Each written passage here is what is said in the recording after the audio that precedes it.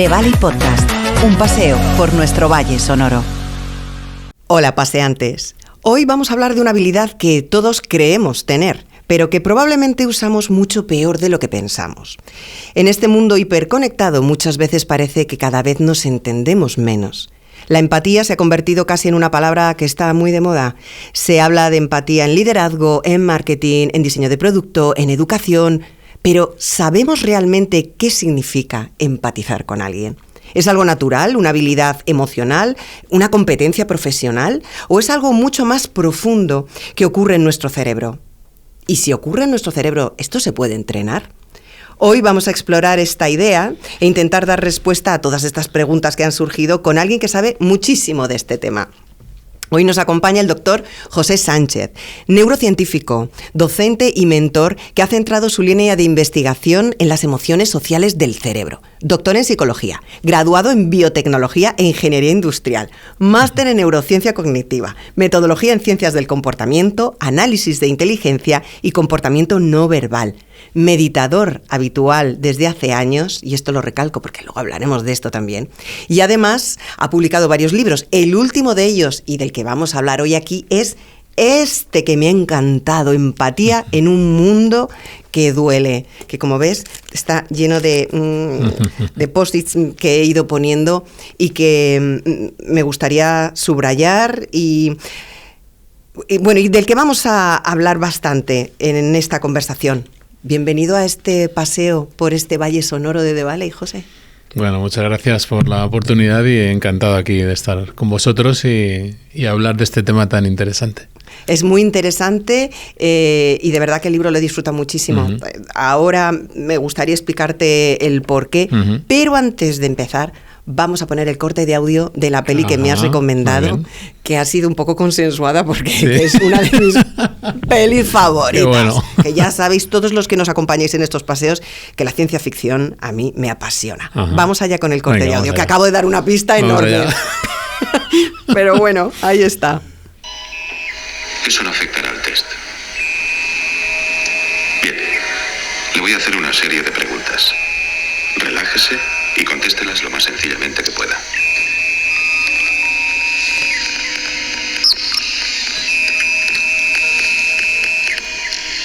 Es su cumpleaños y le regalan una cartera de piel. No la aceptaría. Y además denunciaría a la policía, a la persona que me la regalara.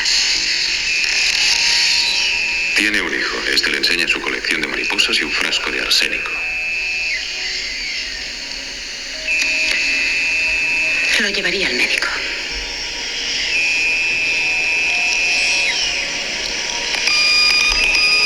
Está viendo la televisión. De repente se da cuenta de que una avispa le sube por el brazo. La mataría. Hasta ahí, porque es que si no nos quedamos los dos ahí, no hacemos el podcast y nos quedamos viendo la película que nos encanta. Bueno, luego hablaremos del porqué de esta peli, lo vamos a relacionar también con una parte de la conversación. Pero empatía en un mundo que duele. ¿Nos duele mucho este mundo? ¿Nos duele más ahora que antes? ¿Qué está pasando? Bueno, la capacidad para sentir dolor, que es parte, lógicamente, de la empatía, es humana, es evidente. Entonces, yo creo que no es que nos duela más, sino que tenemos acceso a muchas más noticias que antes no teníamos acceso, y en ese sentido pues nos podemos ver abrumados e inundados del dolor de otros seres humanos. Y en ese sentido somos más conscientes, ¿no?, del sufrimiento de otras personas, porque ya no nos pilla lejos, todo está relativamente cerca, aunque sea a nivel digital. Entonces, en un mundo que duele, pues necesitamos repensar la empatía, ¿no? Si nos inunda, hasta dónde debemos llegar, realmente qué es o qué no es, si es una capacidad solo bondadosa que solo tiene aspectos positivos, o si hemos construido una especie de empatía Disney, casi infantil. Todo eso yo creo que es necesario que lo repensemos, que lo reflexionemos. ¿Sabes lo que me gusta muchísimo de tu libro? Uh-huh. Que esa reflexión tiene una base científica muy sólida. Uh-huh. Con una cantidad de referencias que te llevan a ampliar y a buscar, por otro lado, información. Uh-huh. Son de esos libros que tardas mucho tiempo en leer porque una cosa te lleva a otra. Y esto se agradece porque es verdad que hay determinados términos que están de moda, sí, ¿no? Y uno de ellos parece que es la empatía. Y Y hay mucho enfoque, mucho acercamiento desde la divulgación muy del buenismo, de lo sencillo, de la autoayuda, ¿no? Casi por así decirlo. Pero me encanta tu aproximación porque nos ayuda a entender un poquito más nuestro cerebro. La empatía, desde un neurocientífico, ¿cómo la puedes explicar? Bueno, pues sería una capacidad, en principio humana, pero que también compartimos hasta cierto punto con otros animales, que eso es importante, por lo tanto tiene origen evolutivo, que nos ayuda a comprender y sentir a los demás. ¿Para qué? Pues probablemente para poder ser más cooperativos entre los grupos y de esta manera pues ayudar a estrategias que nos permiten pues sobrevivir, mejorar, resolver problemas, etcétera, etcétera. Si yo no pudiera sentir lo que mi gente siente, o no pudiera comprender lo que están sintiendo o por lo que están pasando, pues evidentemente no podríamos establecer estrategias, relaciones, dirimir conflictos, manejar situaciones que son complejas. Entonces es una habilidad y una capacidad que por un lado viene de base, como decía antes, y por otro lado, pues a través de la educación y de la cultura, pues podemos mejorar hasta cierto punto. Claro, hasta cierto punto, porque me ha gustado mucho cómo explicas la cantidad de zonas cerebrales que intervienen y nos has ayudado, porque además hay un capítulo que es desmontando mitos, estas creencias de que es que determinada zona ¿no? en el cerebro está íntimamente ligada, y luego también porque te ayuda a reflexionar lo que dices, que la empatía depende de muchos condicionantes, hasta los químicos, hasta las hormonas. Entonces, puede ser que seamos más o menos empáticos a lo largo de nuestra vida, no solo por las cosas que nos hayan pasado a nivel de individuo, las experiencias vitales, sino también porque a lo mejor químicamente no estamos igual en todos los momentos de nuestra vida, ¿o no? ¿O cómo? Bueno, siempre hay una bidireccionalidad entre el ambiente externo y el interno. Y ninguno es causa del otro, sino que es una comunicación en los dos sentidos. Es decir, si yo me enfrento a un entorno, por ejemplo, y sufro un ERTE en una empresa, pues tengo un descenso de la testosterona al día siguiente, de mis niveles de testosterona. Y si sufro un ascenso, pues subiría mi testosterona, ¿no? Entonces, esa hormona depende del contexto, ¿de acuerdo? Si por lo que fuera, por secreción natural o lo que fuera, sube o bajan mis niveles internos de neurotransmisores, de hormonas, de un cóctel enorme de químicos que se regulan entre ellos, bueno, pues me predispone más o menos a determinadas acciones dentro del contexto. Es decir, lo que no podemos establecer es una relación unilateral contexto-hormona, tipo oxitocina es amor, cortisol es estrés, dopamina es adicción. Es una visión demasiado simplona, pero que además no está enraizada en ciencia ni en los datos. Pero me gusta que lo aclares, porque también hay una corriente ahora de por eso sería hacer el centro de nuestra vida al mundo de las... Nada, yo siempre pongo un ejemplo cuando las personas dicen, bueno, es que si discutes con la suegra, tu amígdala se enciende, pero yo no trabajo con mi amígdala, yo tendré que mejorar la relación con la suegra. Es decir, el lugar de acción no suele ser el cerebro, suele ser la conducta. Esto no lo tenemos que olvidar. Entonces, que haya una correlación entre determinadas conductas y determinada complejidad cerebral es evidente, pero primero no la podemos simplificar y tenemos que saber dónde tenemos la posibilidad de acción. Y la posibilidad de acción, lógicamente, está hacia afuera, hacia lo social, hacia los demás, no solo hacia nuestra química. Entonces se puede trabajar. Sí que podemos considerar que es una soft skill, porque ahora las empresas te la ponen como una de las, ¿no? De las aptitudes que hay que pero tener hay que y desarrollar. Eso es. Hay que conocer qué es, no sea que esté trabajando algo desde un punto de vista pues muy naif, totalmente descontextualizado, solo vinculado hacia el individuo. Todo eso hay que matizarlo, porque si no puede que esas intervenciones pues no sean del todo rigurosas o no den resultados esperados. ¿Podemos ser empáticos con los demás si no lo somos con nosotros mismos? Sí, hay personas que pueden sentir fácilmente el sufrimiento de los demás. De hecho, a veces somos sensibles al dolor de los demás y a veces silenciamos el dolor propio, ¿no? O lo relativizamos, ¿no? Es decir, muchas de nuestras conductas altruistas o incluso de riesgo, hacemos cosas por los demás. Yo haría cosas por mi hijo, por mi mujer, por mis padres, que no haría por mí mismo. Y eso explica en gran parte cómo se ha construido poco a poco nuestro organismo, ¿no? Es decir, en base a un entorno, el cerebro es hipersocial, entonces en un entorno hipersocial se favorecen determinados comportamientos que donde a lo mejor no prima solo el individuo, sino prima lo colectivo, el grupo o los otros. Eso está en nuestra arquitectura cognitiva. Que es cuando tú hablas y haces referencia a los héroes, ¿no? A esa claro, empatía del héroe. Es un ejemplo, a mí me encanta esa parte porque hay como dos tipos de héroes. Un héroe espontáneo, es decir, un individuo que en París está en la calle y ve que hay un bebé en la quinta planta, bueno, un niño en la quinta planta, pequeñito, en una terraza, y asciende por las terrazas, un senegalés que era un atleta, sí. y poniendo en riesgo su propia vida, salva la de un niño, ¿no? Ese es un heroísmo que es como un impulso. Cuando le preguntas a ese tipo de personas por qué lo hiciste, dicen, no lo sé, solo sé que lo hice, no lo razoné.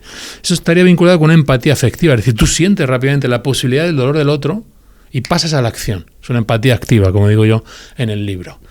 Y habría un heroísmo más cognitivo, donde tú dices, bueno, voy a hacer una acción a largo plazo que beneficie a muchas personas y para la cual voy a invertir muchos recursos personales. Pudiera estar descansando, a lo mejor ya tengo parte de mi vida resuelta, pero hay personas que dedican gran parte de su vida y hace falta una empatía cognitiva, es decir, una teoría de la mente, comprender muy bien el posible sufrimiento de los demás para embarcarse en acciones heroicas a largo plazo.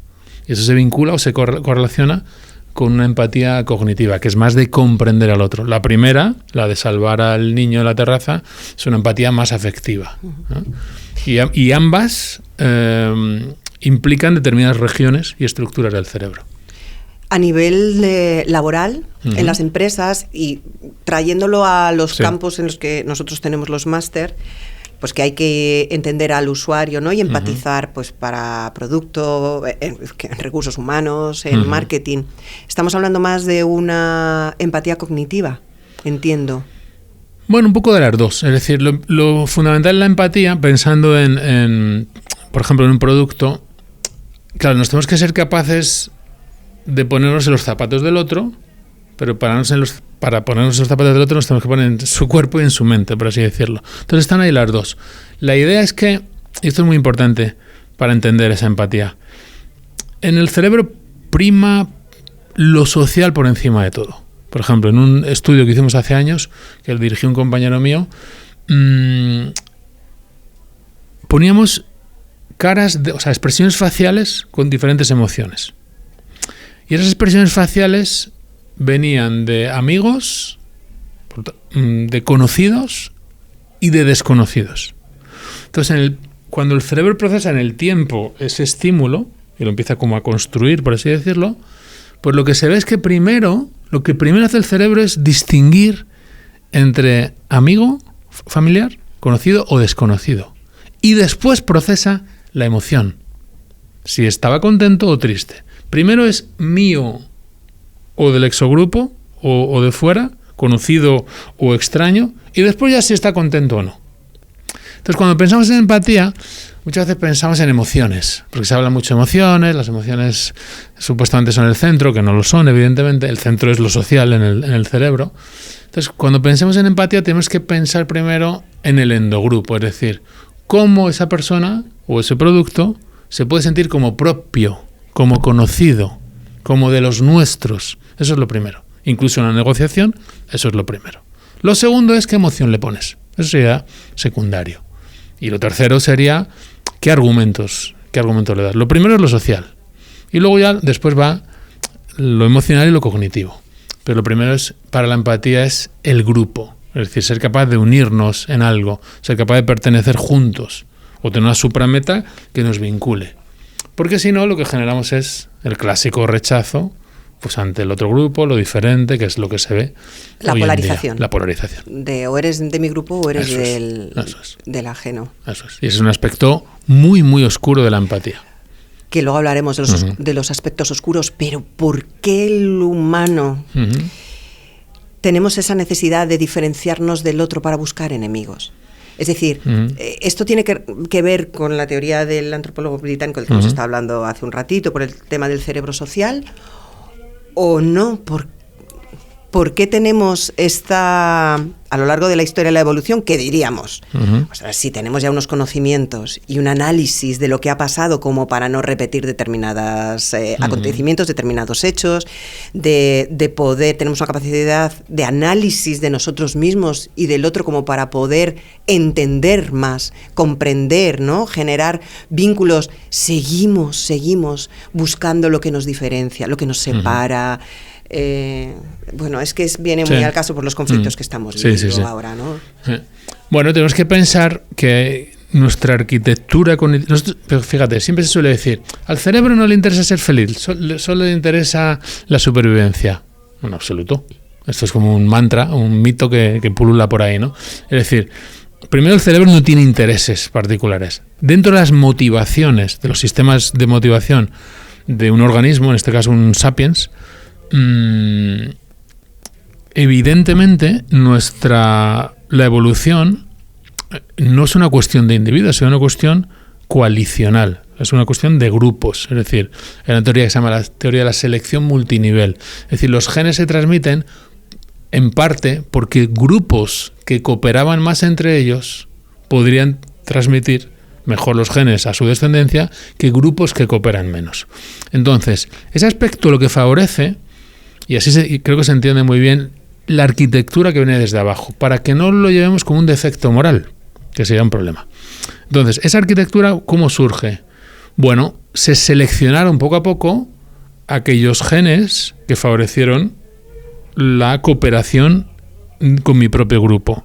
Por lo tanto, se selecciona la detección de los rostros, de los movimientos biológicos, de las emociones, de las coaliciones y, importante, los míos, los cercanos, con los que coopero, me tienen que parecer más confiables, me tienen que parecer más inteligentes, me tienen que parecer mejores. Porque de esta manera, y además les tengo que sentir y les tengo que comprender, hay un sesgo enorme en la empatía hacia el endogrupo. Los míos me parecen más listos, más guapos, más jóvenes, más majos, todo lo positivo. Y como voy a competir en ocasiones con exogrupos, por defecto, tengo cierto prejuicio, cierto rechazo a lo que es diferente, desconocido, no familiar, como decía en el estudio, ¿no? Entonces, esa es la arquitectura que tenemos, que me predispone a tener una empatía cercana sobre lo que ya conozco. Entonces, no es que seamos seres amorales, sino que mi predisposición es arrimar el ascua a mi sardina y ver, como digo yo, penalti en el área contraria, pero no en la propia. Eso es nuestro comportamiento de base. No es un error psicológico de la persona, ¿no?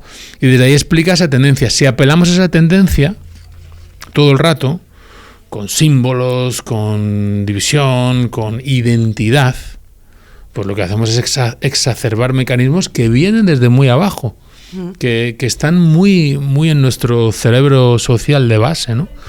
Y ahí, claro, hacen falta estrategias que permitan, pues, construir, por ejemplo, suprametas, donde tengamos que compartir con los diferentes, estrategias donde tenga que conocer al otro, ¿vale? Porque al conocer al otro me va a ser mucho más difícil prejuzgarle, etcétera, etcétera, ¿no? Y ese es uno de los grandes peligros, ¿no? de la empatía, sin lugar a dudas.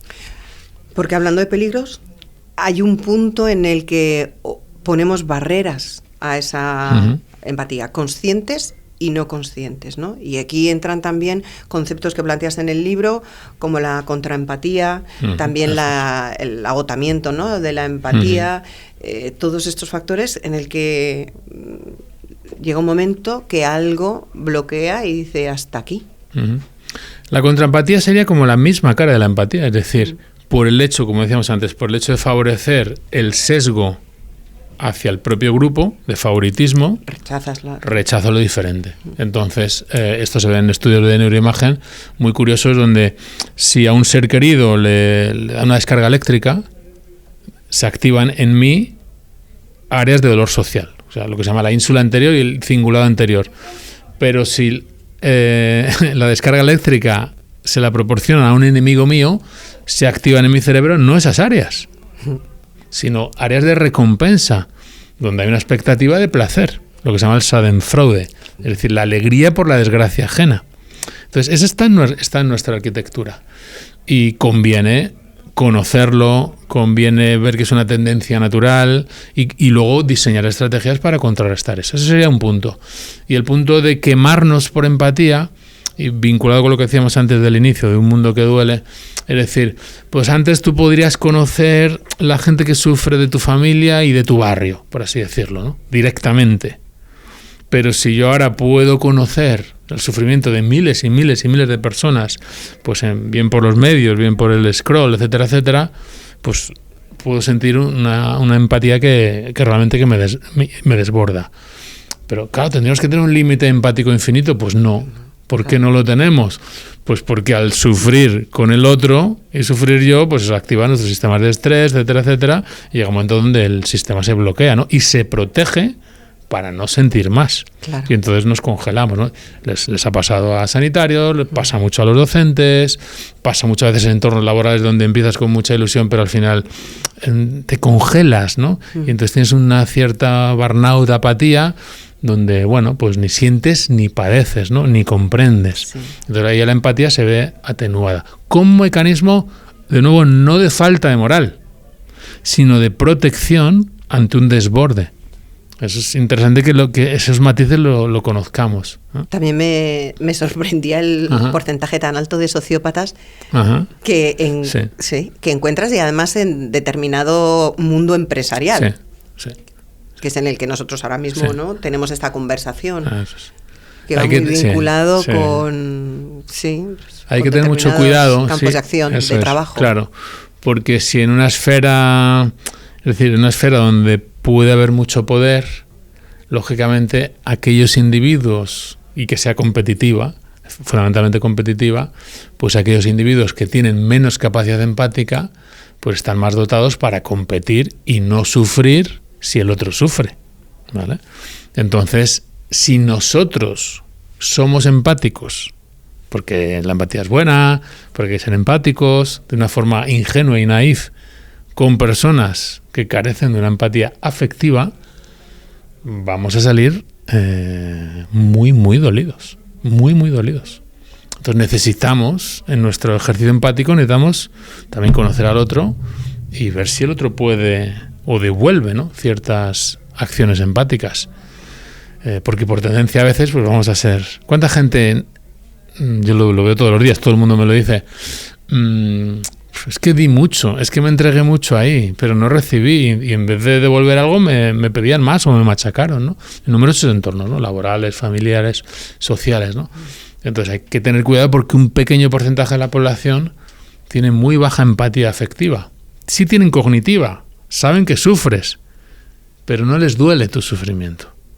Entonces hay que oler muy bien este tipo de comportamientos para no caer en una tentación excesivamente empática con ellos. Y puestos a mejorar, ¿cuál es con la que se puede trabajar mejor? ¿La emotiva o la cognitiva? Bueno, la empatía afectiva viene como muy desde abajo, ¿no? Si la quisiéramos trabajar, pues habría que colocar a la persona más en el sentir, evidentemente, y eso a veces no es sencillo. Y la empatía cognitiva, que también hay personas que están bajos en ella, pues implicaría ser capaces de imaginar y comprender otras situaciones, a veces como posicionándonos en esas situaciones, ¿no? A veces hasta que no tienes una enfermedad no entiendes al enfermo, por ejemplo, ¿no? Hasta que no vas a un hospital, pues no entiendes lo importante de un sistema de salud, por ejemplo, ¿no? Hasta que no tienes un familiar que pierde un trabajo, pues no comprendes. Se puede entrenar las dos, pero la cuestión no es solo tener más empatía afectiva y cognitiva, sino sobre todo diferenciar lo que yo llamo la tercera dimensión, de tiendo a aplicarla sobre los míos y no sobre los diferentes. Y tiendo a ver los míos como muy mágicos y muy inteligentes y muy listos, y a los diferentes como, bueno, algo despreciable, seres amorales, etcétera, etcétera. Desde ahí, eso también tiene que formar parte de la educación empática. Sí, y eso además me gusta porque hablas también en esta parte del libro, el ejercicio que propones, ¿no? Que me encanta, de muchas veces a grupos y equipos se basa en el velo de la ignorancia, ¿no? Del filósofo John Rawls. Es maravilloso. Que es buenísimo. Es buenísimo. Que esto es buenísimo. Para escribirlo de verdad, ¿no? Dices, sugiere que para determinar principios justos debemos imaginar que no sabemos qué posición ocuparemos en esta sociedad.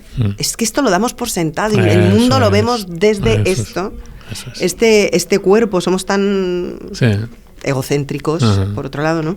Imagina que no sabes si vas a nacer en un barrio de Massachusetts o en una aldea remota de Mongolia. Tampoco sabes si serás hombre o mujer, alto, bajo, muy inteligente, no tanto, ¿no? Que debe gobernar el mundo y nuestros actos para poder tomar decisiones. Me parece... Es un ejercicio de empatía cognitiva a un nivel muy alto. A mí me encanta ese ejercicio de John Rawls y te hace pensar cómo tú eres sociedad y cómo tú construyes sociedad y cómo debería ser la sociedad. Porque a veces intuitivamente uno piensa, no, bueno, que se apañen los demás, ¿no? Si yo ya tengo, y tengo porque me lo he currado, ¿no? Porque a través de mi mérito y mi esfuerzo me lo merezco.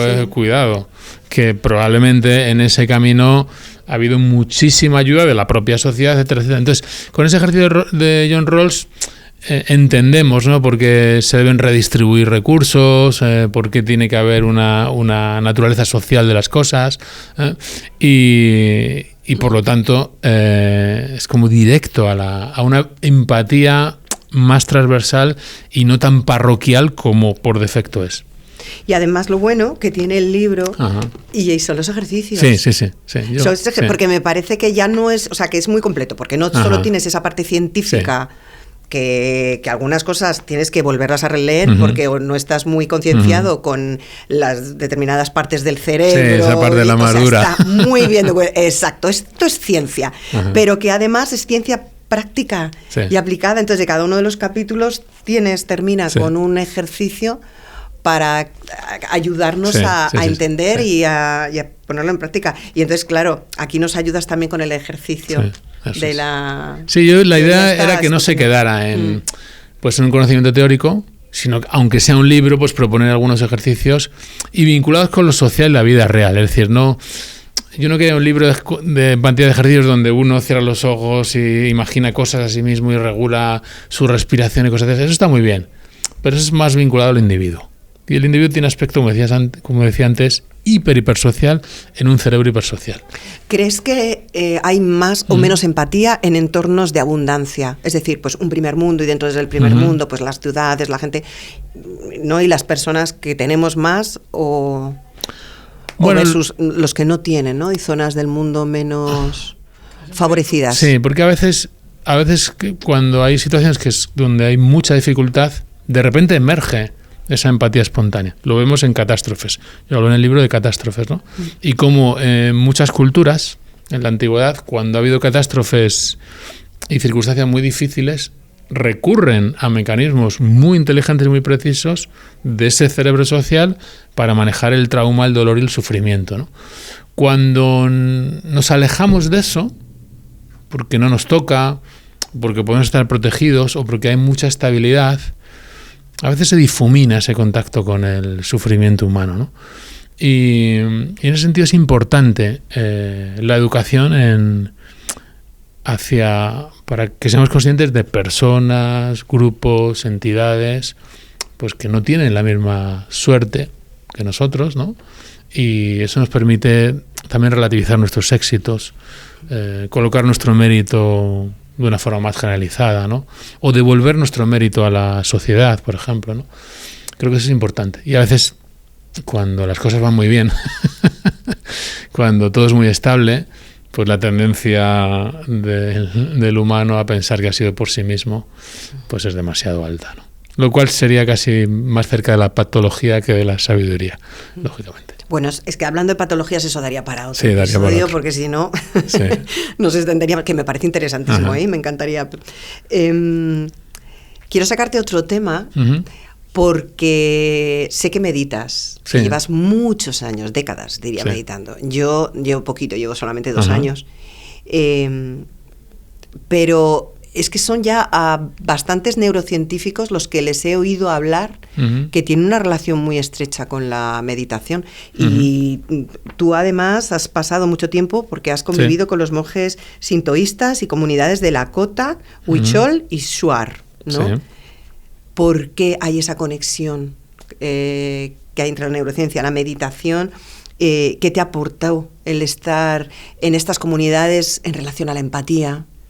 Por ejemplo, Vale, yo creo que soy meditador antes que neurocientífico, y lo digo en todos los sentidos. Es decir, a ver cómo lo explico. Siempre se lo digo a mis alumnos.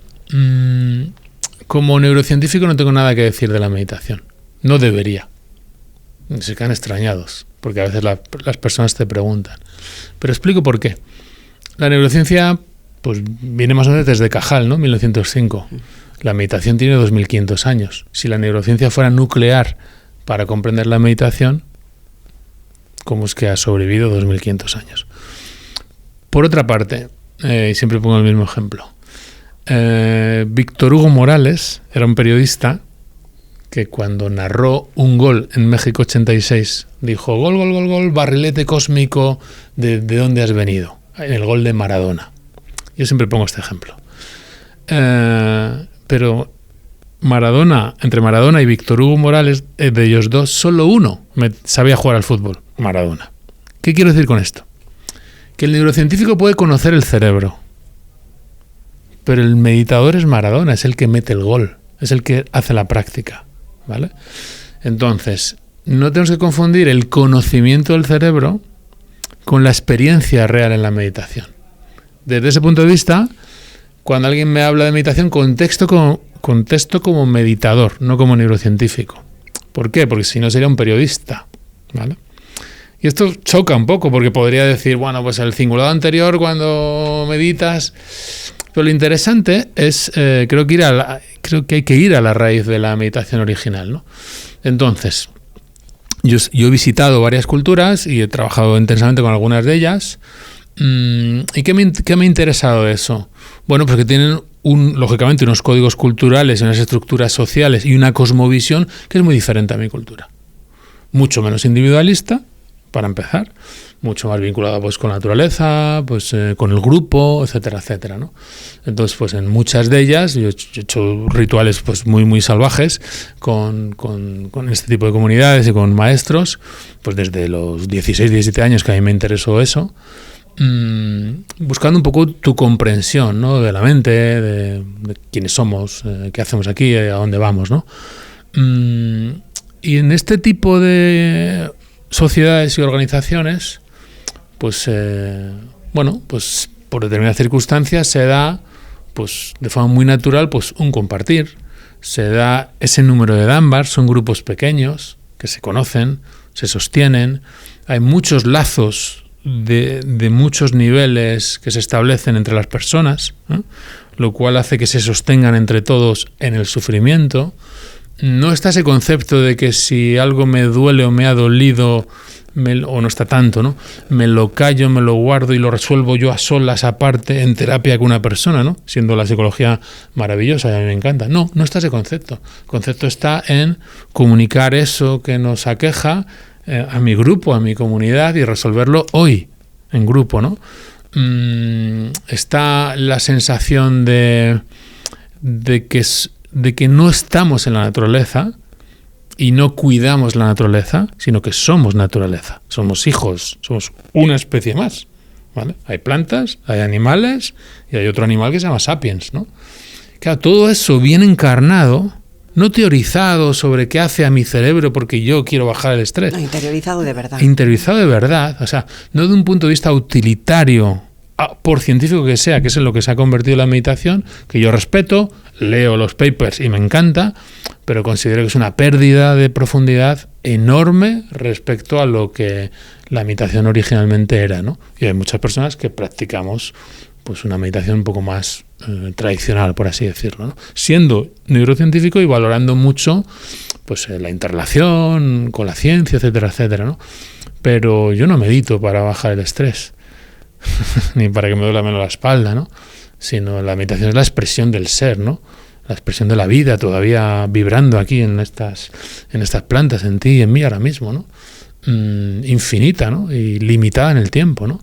Entonces, ¿cómo podemos gozar de eso, de esa plenitud? Y cómo eso nos lleva a los demás, sí o sí, ¿no?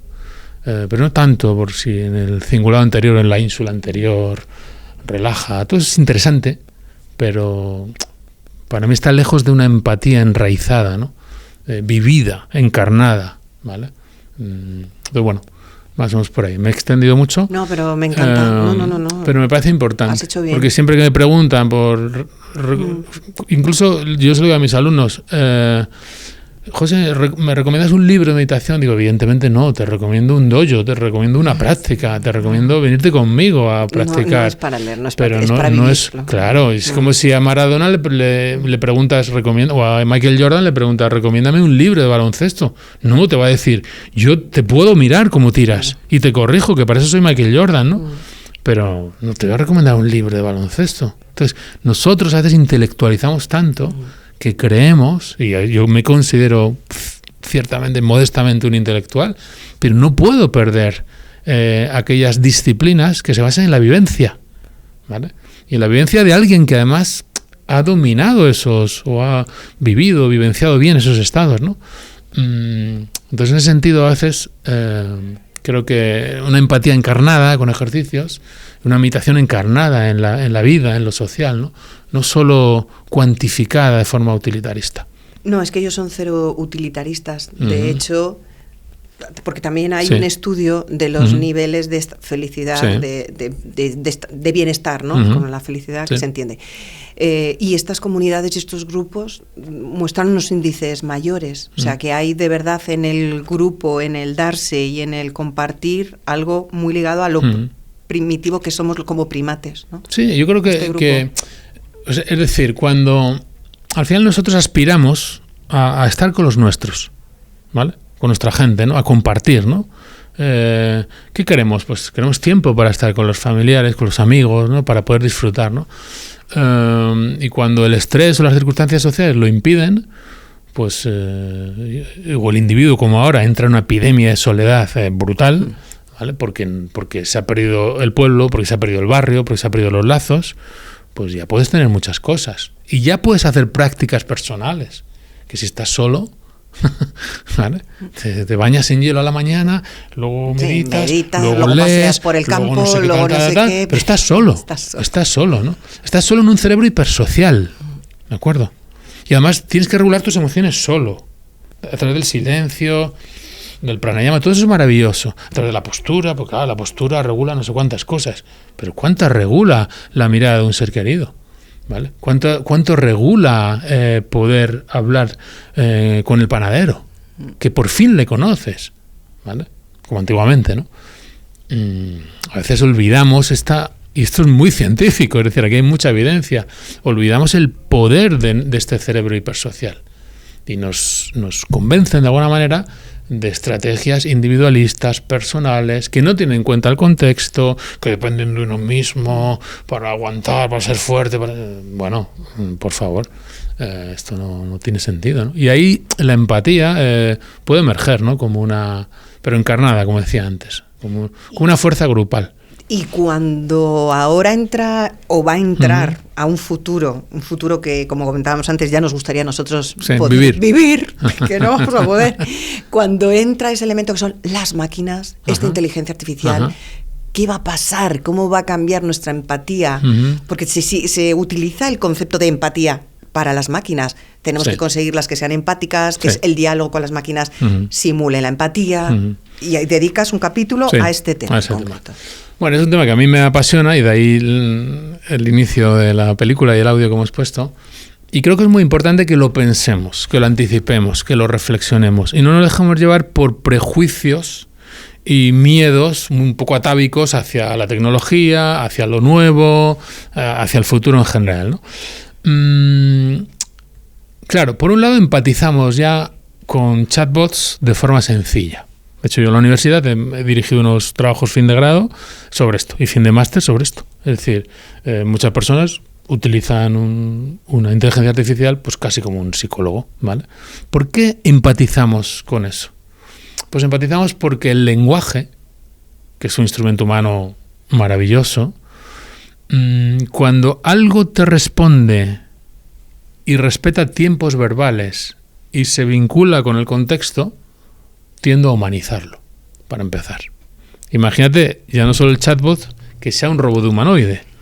Si tiene expresión facial y movimientos similares a los humanos, se activa en el cerebro el giro fusiforme, se llama el área corporal extrastriada, la unión temporoparietal, es decir, muchísimas regiones y redes donde el cerebro dice, esto se parece mucho a un humano. Por eso vemos a caras en las nubes y vemos caras en los árboles, ¿no? Es decir, nosotros humanizamos todo, antropomorfizamos todo y le damos una especie de psique oculta, ¿no? Ahí está el espíritu de mi ancestro. Es decir, esa tendencia es de un cerebro hipersocial que, como dijimos antes, se sesgó para favorecer señales sociales. Tanto que vemos la cara en un coche, una cara en un coche, ¿no? Totalmente. Y dotamos de personalidad a un coche, por así decirlo. Vale, entonces, cuando aparecen máquinas o tecnologías, pues evidentemente las antropomorfizamos. Por tanto, sentimos cierta empatía. Como ellas replican lenguaje, los modelos de lenguaje, los LLMs, pues yo puedo construir perfectamente una máquina que respete turnos, que diga buenos días, que diga, qué bien, magnífica idea, como te dice la IA, ¿no? Sí. ¿Vale? Y eso se puede mejorar y mejorar. No hay una mente detrás, por lo tanto es un peligro. Pero de forma innata se produce eso, ¿no? Cuando venga un robot, ¡wow! Pues eso de nuevo se produce, ¿no? Y eso se ve en lo que hemos comentado antes, porque cuando había experimentos, por ejemplo, un experimento del MIT de hace ya bastantes años, ¿no? Donde aparecía un robot humanoide y luego a los sujetos se les daba un martillo. Y cuando los sujetos tenían que dar martillazos a un robot, muchos no podían, casi todos empatizaban, incluso después sentían culpa. ¿Por qué? Porque lo que parece humano, lo siento como humano. ¿Vale? Entonces, yo creo que estaría interesante que pensemos, independientemente de si llega a haber máquinas con una inteligencia general o incluso conscientes, igual dentro de 50 años o de 80 o de 10, no lo sabemos, ¿no? Es bueno que pensemos si nosotros queremos elevar el nivel de la empatía, ¿vale? Yo siempre digo, imagínate que vivimos haciendo un John Rawls hacia el futuro, ¿no? Imagínate que vivimos una república intergaláctica donde hay seres vivos, plantas, animales, como siempre, pero hay unos seres que no son de carbono, son de silicio, ¿vale? ¿Queremos ser empáticos con esas nuevas especies o queremos considerarlos del exogrupo? ¿Vale? ¿Cómo vamos a interactuar con ellos? ¿Vamos a respetar sus derechos? ¿Vamos a negociar? Entonces ese ejercicio de imaginación también está bien, ¿no? Para intentar construir, ¿no? De alguna manera algo que, bueno, pues que pueda tener lo mejor de los humanos, ¿no? O parte de los valores humanos, ¿no? Y en ese sentido creo que es interesante que pensemos en esto. Ya hay muchos robots y muchos chatbots ayudando a muchas personas, ¿vale? Eso es evidente, ¿no? Y lógicamente hay aplicaciones de eso que son potencialmente peligrosas, ¿no? Para un uso militar, por ejemplo, ¿no?